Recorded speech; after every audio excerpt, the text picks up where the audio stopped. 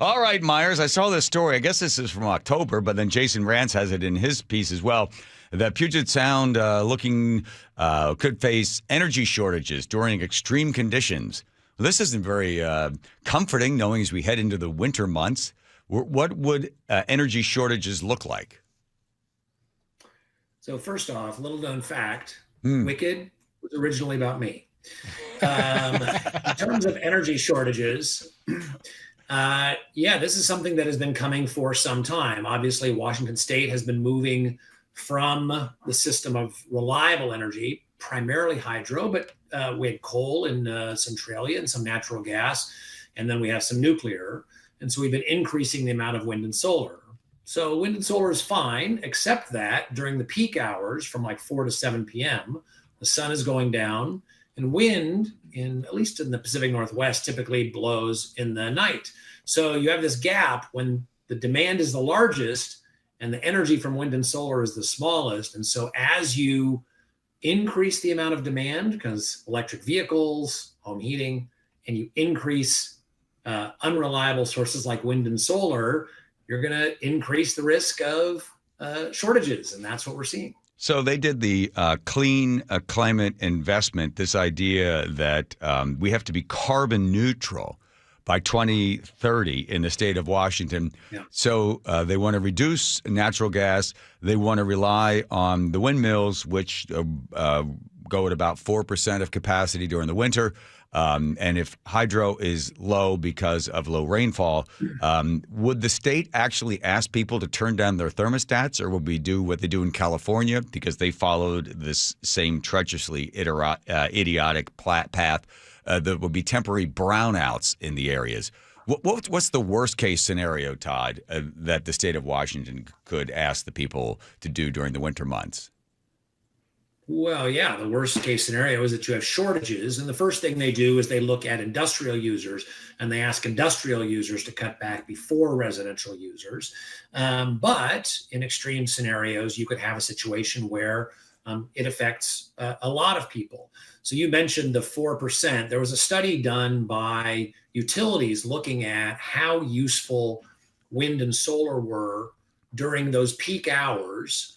In terms of reliability, how much could they count on them? And what they found is that during those peak hours, not overall, but during those peak hours in the winter, they could count on about 4 to 5% in Washington State of installed capacity to be sort of reliable during that period of time.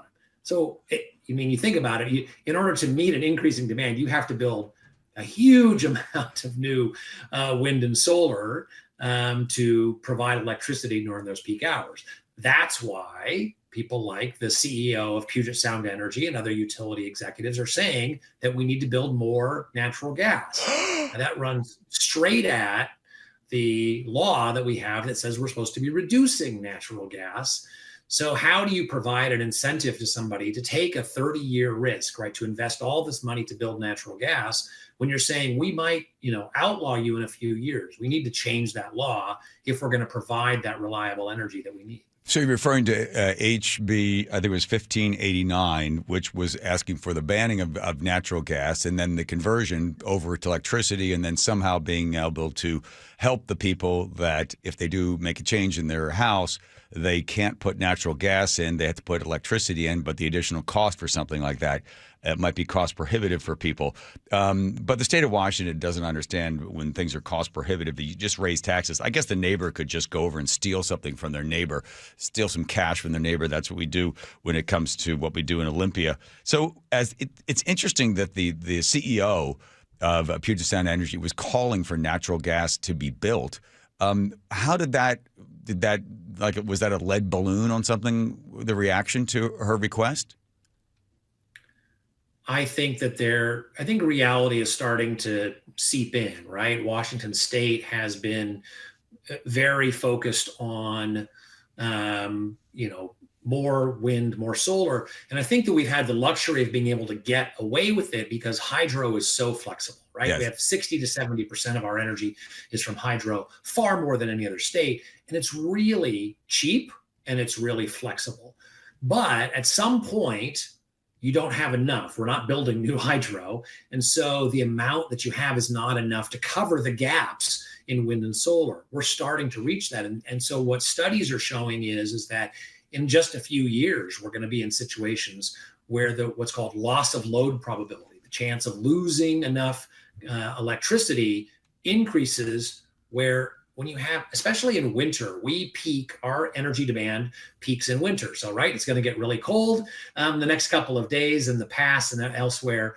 And that's when our electricity use is the most. The other thing that happens is when we have our coldest days, there is almost no wind across the entire Pacific Northwest. Yes. Washington, Oregon, Idaho. So at the moment that you have the most demand, you have the least wind.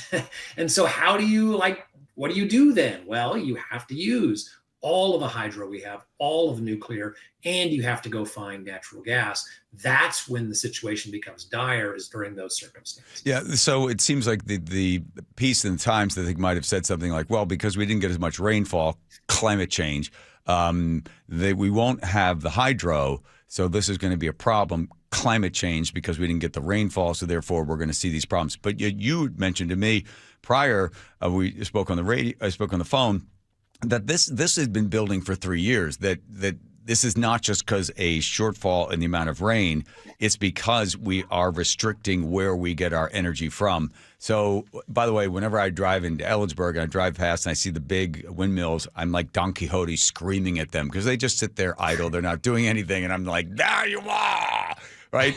You're not doing crap. I'm glad we spent all this money and we created all this CO2 to produce all these gigantic windmills. So we're also seeing, Todd, at the same thing, there is increased demand for energy if we are going to be able to compete in the AI world. I was seeing, I forget which state it is, that is now going to start to build nuclear power to provide the AI power in order to have data centers across the United States. This will be a rush for engineering and for the growth of the economy in various states. If Washington is unable to provide any energy, then they'll go to Idaho or go to Montana or some other place where those states are saying, hey, we'd love to have the AI business. We would like to have these giant data sources here. We'll build nuclear. We'll provide the energy that you need, and we'll find ourselves sort of, again, as the balding orphan, the aging adolescent who never gets the biggest piece of candy, and Washington continues to see declined revenue and then more demand for our tax dollars. Well, that's right. And so people, there's a big focus on data centers for understandable reason, and data centers are going to increase energy demand. But I mean, we shouldn't forget about the fact that we are pushing more EVs, which is going to increase demand. We are moving from natural gas home heating to electric home heating, which is going to increase demand. But data centers will have a role. But what's interesting is that, as you mentioned, they're building nuclear. That's hopefully true here in Washington State. Amazon has a contract with Energy Northwest to build more nuclear, what are called small modular reactors, SMRs, which are the next technology. But of course, that is going to take time. The other thing about that is that it will be, some of it will be what's called behind the meter, which is rather than just on the grid that everybody can use, some of those units will be built just for the data centers. I think that's really interesting. I think that's great. Some people don't like that. I think it's really interesting because you get the data centers to increase capacity. Then they don't have to buy from the grid or buy as much from the grid. They're essentially, even though they're using it, like I said, behind the meter for themselves, it reduces the pressure on the rest of the system.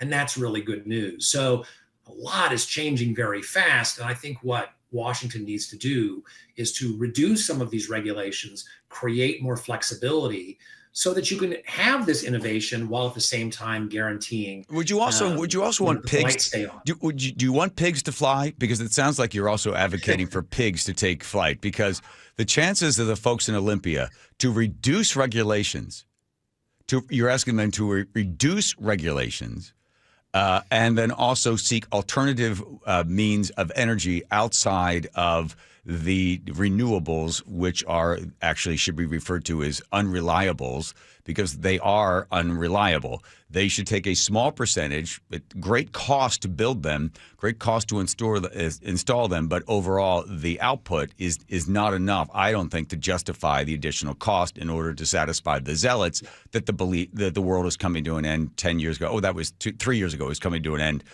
Maybe in 5 years it's coming to an end. So the folks in Olympia, what would you like to see them do as they get back in there in January? I would like them to change what's called CETA, the Clean Energy Transformation Act, which sets these targets that we must be carbon neutral by 2030, so that if we get to a certain point where the risk of blackouts exceeds a certain threshold, we can build natural gas, and that natural gas will be allowed for as long as that plant is in existence. I think we'll do that. And you're right. I think it's a big ask, but one, it's the reality. You're starting to see people who in the past didn't say we need natural gas now saying that. I have talked with legislators who I would not have expected to say that natural gas should be considered. They have said that to me.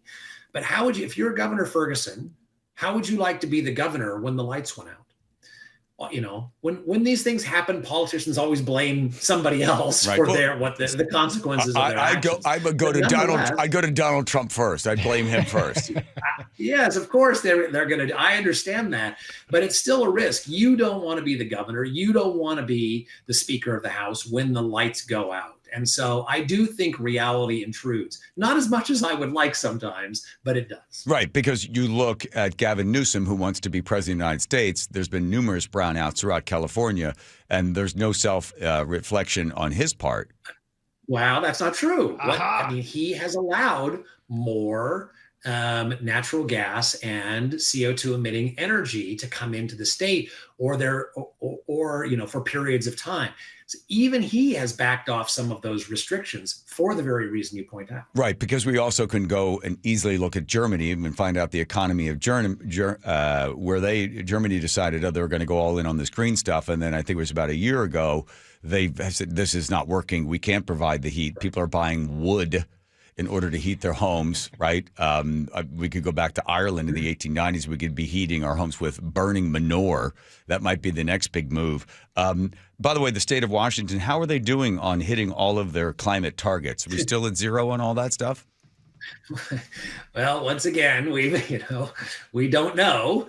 The most recent data we have is from 2021. We're getting to the end of 2025, and we still only have data from 2021, which is why we have once again sued the state because it's not following its own laws about releasing CO2 emissions data.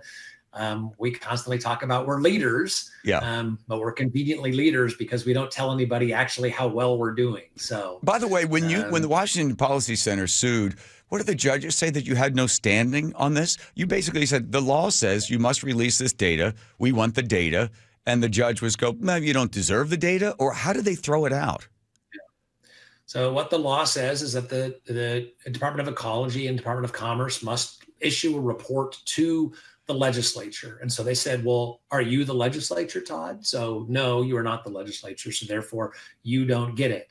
And the Department of Ecology said, yes, we're not following the law. And they made they made several arguments, but two key ones were, one, we can't follow the law because we don't have the data from the federal government, which I don't think it's not true now.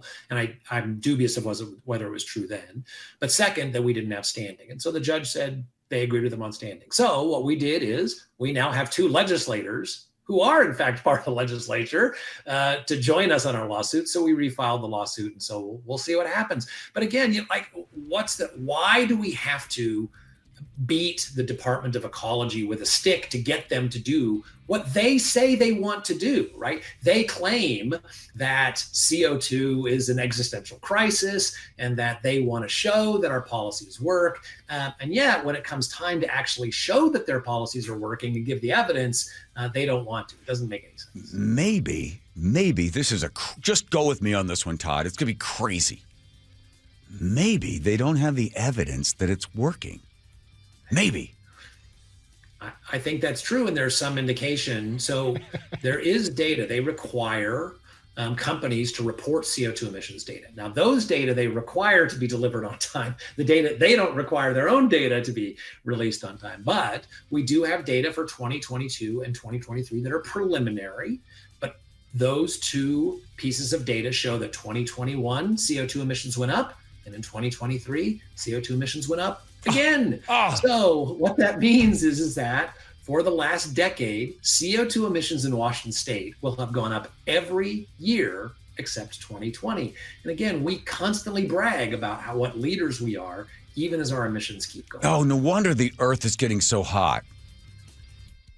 You don't have to say anything.